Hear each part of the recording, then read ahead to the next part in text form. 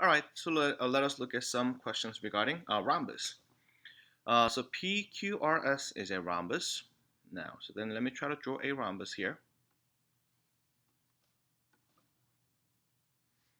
And then, so we realize that PR is 6. So let me call this one as P and R. So PQRS. Then we get to realize that that's a diagonal, that's another diagonal.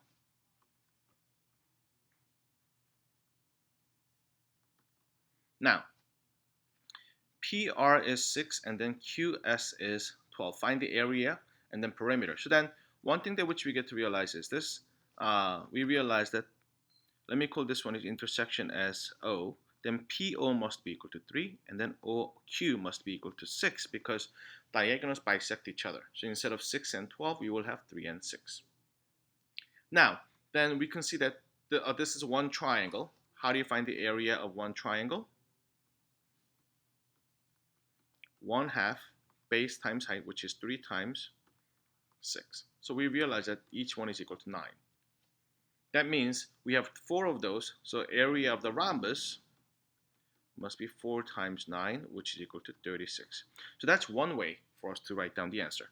But if you know the area of the rhombus formula, which would be diagonal 1 times diagonal 2 divided by 2, if you knew that already, then we could have done 6 times 12 divided by 2, which is equal to 36 as well. Either way, it would have been fine. Now, we want to find out the perimeter.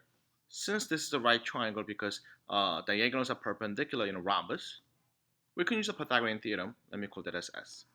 So we get 3 squared plus 6 squared must be equal to S squared. Then here we get 9 plus 36 must be equal to S squared. So we get 45 must be S squared. Then what's the value of S? S must be 3 square root of 5. All right, but we are looking for perimeter. So perimeter is 4 of those. So we get 12 square root of 5 would have been our perimeter.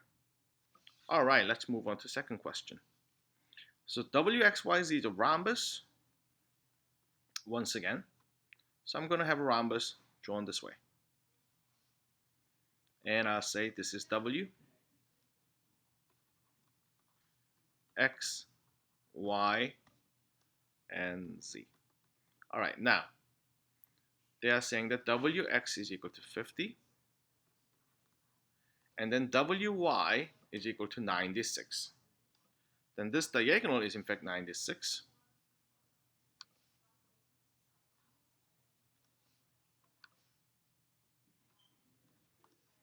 All right, find X, Z. How will I be able to find it? Now, in fact, if I were to draw that diagonal, I can tell that 96 will be split into 2 pieces. So this is 48, and that was already 50, and then I can figure out the upper portion. Let me call that as A. Then we consider A squared plus 48 squared must be equal to 50 squared. Now, once you calculate this one, then you will realize that A should be equal to, that's right, should be equal to 14. Now, on the side note, this was one of the Pythagorean triple, which is 7, 24, 25, double. So instead of 24, we have 48. Instead of 25, we have 50. So instead of 7, we should have 14. Just wanted to share that with you on the side. Now, then, since A is equal to 14, then XZ must be 2 times of that, which is equal to 28. So that is our answer. Then how do you find the area of WXYZ? WXYZ, then we're just going to use the formula, which is diagonal 1 times diagonal 2 divided by 2. Or you can do the same thing as the one that we have done in previous question. Find the area of one triangle and multiply that by 4. Either way, it will be fine.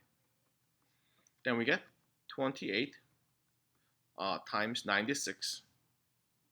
28 is this one and 96. divided by 2. And once you calculate that, that becomes our answer. Now, then I'm just going to call this one as 14 times 96. Next, how do you find the distance between wx and then yz? Now, to find out that distance, what we have to do is we need to draw the line segment that is perpendicular. So from here, line segment has to be drawn that is perpendicular to this way. Where then and only then the blue line can be representing the distance between these two lines. The fact that this is perpendicular, if you have to look at this one carefully, you can see that this can be, wx can be your base, while the blue one right over here, a can become your height. Oh, wait a minute. Because rhombus is parallelogram, we can find the area of the rhombus in this case through this way as well. See, area would have been equal to base times height, which means 50 times the distance between those two line segments. Or I can call it as height, either way. But that must be equal to 14 times 96, which we calculated earlier. So what is the distance? Simply 14 times 96 divided by 50. Whatever you get from here, that would have been your answer. All right. Let's move on to the next question. Diagonal AC and BD of the quadrilateral ABCD are perpendicular. Then prove that area is simply that. So now what I'm going to do is this. I'm going to draw two diagonals, but intentionally, I'm not going to make it so that it will be bisecting each other. So it will be a more general case.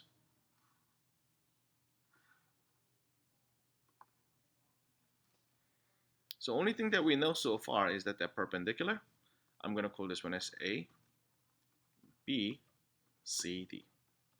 Now, to make things a little bit simpler, I'm going to call this line segment from A to the intersection. I'm going to call that as A. Intersection from to the C is equal to, let me call that as C. So we know that A plus C is equal to AC. And then intersection to B, let me call that as B. Intersection to D, let me call that as D. So we know that B plus D is equal to BD in terms of the line segment.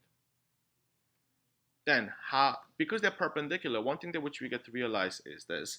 We can find the area of the upper triangle and then area of the bottom triangle, add them up to make the area of the entire quadrilateral. So how do you find the area of the upper triangle?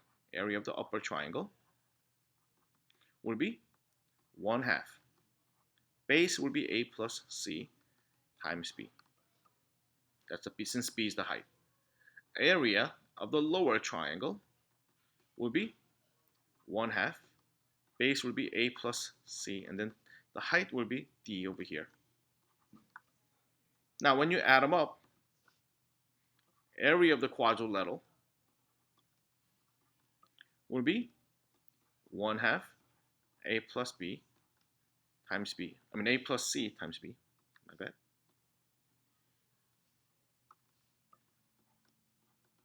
I'm copying it from here. Plus 1/2 A plus C times D. Since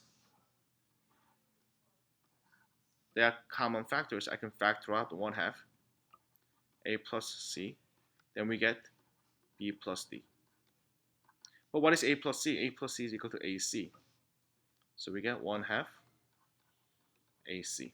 What is B plus D? That's in fact equal to BD. There it goes. So that's how we proved it. All right, let's move on to the next question, number 4.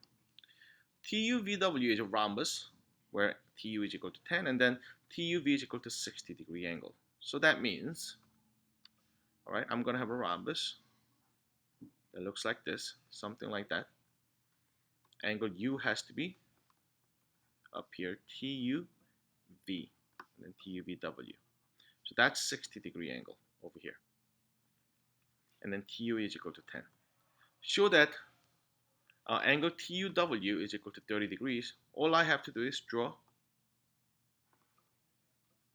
a diagonal, because diagonal bisects the vertex angle in a rhombus.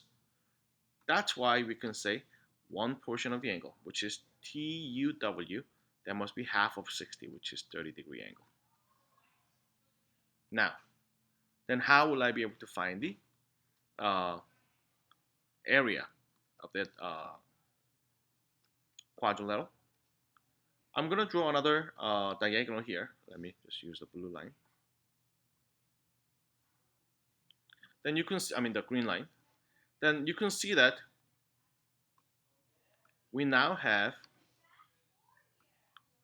here, here, the yellow one will be an equilateral triangle. Why? Because it's an isosceles triangle, because these two sides are equal to each other, as you can see, because it was a rhombus. But since the angle is here is 60, that means it made this one into an equilateral triangle. So that makes this one equal to 6 as well. But when the diagonals cutting in half to each other, then this will be, this would have been 10 as well, but this would be now 5 because half of the side. Then you should be able to figure out this height of the triangle, upper portion of the triangle, by 10 square must be equal to 5 square plus h square. Once you calculate this one, h will be equal to 5 square root of 3. Since h equal to 5 square root of 3, you can find the area of the rhombus now, because area of the rhombus will be diagonal 1, which is 10, entire thing, times diagonal 2, instead of 5 radical 3, but it will be whole thing, 10 radical 3 divided by 2. Then we get 50 radical 3 becomes our area. All right, let's move on to the next question. Oh, that's it. So I'm done with the rhombus. We'll talk about the rectangles later. Have a great day. Bye.